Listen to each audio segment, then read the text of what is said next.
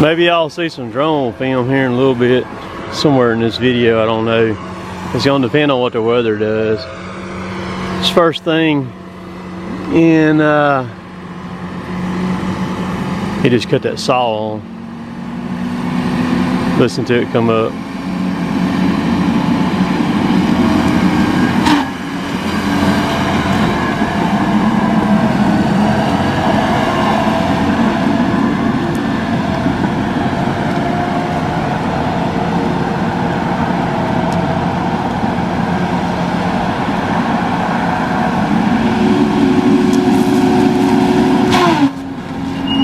Cut some of the stumps off a little bit lower. As Chad skids by them, it drags the dirt off of them, and so they get taller and taller as each time he goes by them. So when Derek comes in and out, he shaves them on down some more so it won't be so rough of a ride on the skidder.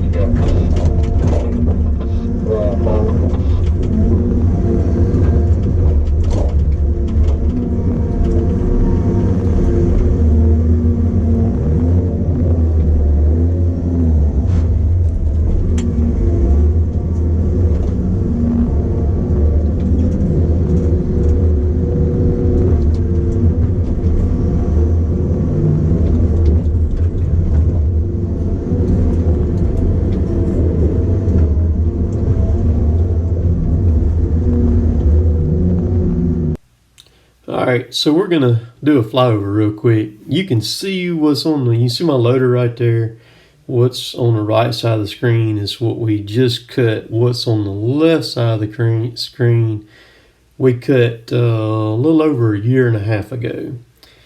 It's all the same track. We just had to move off of it. We were cutting on it the winter of December 2017 to January 2018.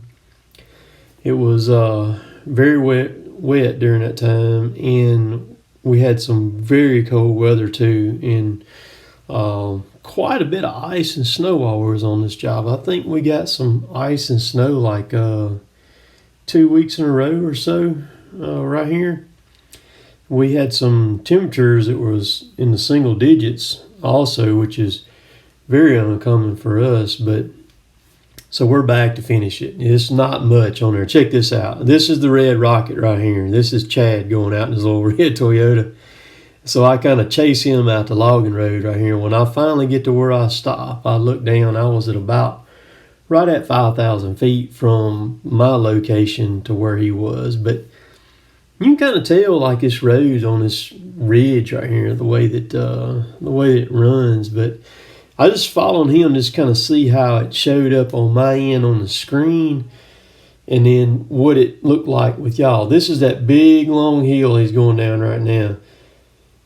He's getting all the way down it, and where the curve is back to the left right there, that's at the very bottom of the hill, and now he's got to pull and go all the way back up this next hill right here. But it's amazing what you can see from the drone. I'm flying about 330 feet elevation from where I took off from, and you're limited to 400 feet on them. That's what you are from whatever height that you take off from. So you can see, it's kind of surprised me how well that you could make that out. And I was running right about right here. You can see where he's fixing this is a company road that he's on, and then he's fixing to tee into this next company road up here is what he's about to do. So I'm going to turn back around and work my way back in. You can see a property line right here where the trees are different. There's hardwood on the right, pine plantation on the left. And then straight ahead right here, you can see the bigger timber that we've got to cut. And then you can see on the other side of it what we cut a year and a half ago. So we're almost done with this job. I would figure the end of this week or Wednesday or Thursday, depending on what the weather does. We're getting a bunch of rain right now. We should about be done. You can see all this right here cut. I was actually running the cutter. Derek started this job and he had to have some surgery right just a few days after we started it, and then I cut all the rest of it with our old 830 when we had it. And you can kind of see the contour of the ground from up here, and just a little bit. I'm going to drop the drone on down. You can see there's a shooting house right here right up in front of us we're fixing to go over. I'll take and drop the drone down to about 140 feet above the ground, and then I take back off and I'll fly back across it. This is where I'm at about 140 feet, and you can see the contours on it very well. This was a very tough track to deal with and cut. The way that it was laid out and the way that it's setting back in there so far in the terrain that you got to go through to get a truck in and out of this job. But again, it's like I said, it's amazing what you can see in a matter of under 5 minutes of flying this thing around. Whereas if you walked at what I just showed right here, you would only see just a small portion, and you would kind of have to zigzag or either block the track up to walk the whole thing. And it would literally take you a couple of hours or longer to walk this entire track. And I wouldn't want to walk it with it growed up like it is right now, man. That you get so many ticks and red bugs and stuff on you. So I hope you enjoyed this right here. I should have filmed it loading it up, but I didn't. was in a hurry. We're gonna finish this little demolition job up that we got going on. So I got home, Dean said, let's go ahead, and we thought it was gonna rain this afternoon, but it's kind of staying away from us. So Dean said, man, let's go ahead and get that thing knocked out. I was like, cool, let's do it, man. So drop the ramps, get this thing, get old Betsy here, old Lily, we call her Lily, get old Lily unload it, and we're gonna get out here and get her done. So why did the mini excavator cross the road? To get to the other side. So we got her done. We're about to get wet again.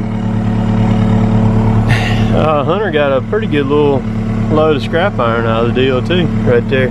Tin and a whole bunch of other stuff. So got that dressed up where Dean got stuck the other day.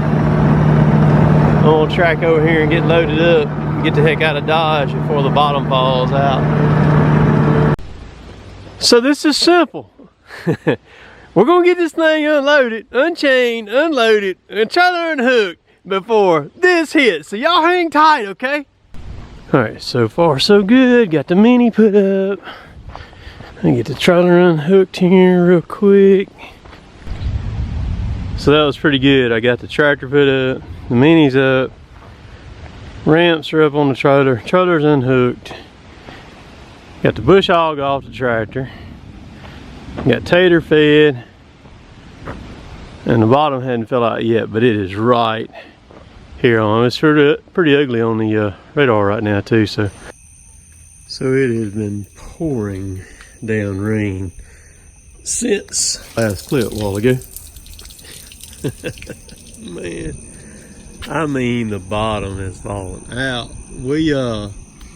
It's supposed to be like a front pushing through, and you can tell the temperature is still raining right now. I mean, just a light rain, but you can tell the temperature has dropped some. So all that stuff that you saw in the video that you're watching right now, it all happened in the same day, and that's kind of the way my stuff does. I'm constantly doing stuff and other jobs and things like that too, and which is a lot of fun for me. I enjoy doing that with Dean. Dean actually got the lead on that job, and then we worked it together. He had the dump trailer, I had the mini, and so it worked out well. For those of y'all who don't know who Dean is, Dean, his son Hunter dates my oldest daughter, Anna Kate, and he also takes care of my yard, does all my mowing and all that stuff for me like that. But remember the Empire Tools giveaway that's going on right now on my Instagram. Go to my Instagram, Cotton Top 3, and there's a picture there of a prize pack from Empire Tools that is going to be given away on July the 24th on that night. And the last prize pack that I gave away, which was some Milwaukee stuff, it got claimed that very night. And then I gave away a ROTOBEC cap on Sunday night on YouTube, and it got claimed. I already got the guy's address and everything like that. So I've got, I did order, I'd ask y'all about some pliers the other day, and a lot of people talked, you know, there was a lot of stuff said about pliers and everything. What I ended up doing, I ordered Nippics, so I've already got them in and everything like that. All right, so my next tool that I want to go after, y'all tell me what is the absolute best screwdrivers money can buy. Right now I'm looking at two different brands. One is a Weehall, W-I-H-A, and then the other one is a Vessel, V-E-S-S-E-L, L I think it is, or one L on the end of it. The Weehall is German made, I believe, and the Vessel, I know it is Japanese made. So tell me which one's better, if there's something else better than that out there, because what I want to do, I want to outfit my toolbox in my shop with the very best tools that money can buy. That's what I want to do. And then I'm going to take a lot of those tools that are in my shop that I'm currently having there now, and I'm going to migrate them. Y'all are going to see what's slowly fixing to take place with my tools. And I'm going to take some of the ones that are currently in my toolbox, and they're going to come to my truck in a very cool situation too, by the way. So let me know on screwdrivers, and then once we get the screwdriver settled, then I'm going to move on to something else, and I'll let you know what it is. So appreciate y'all watching.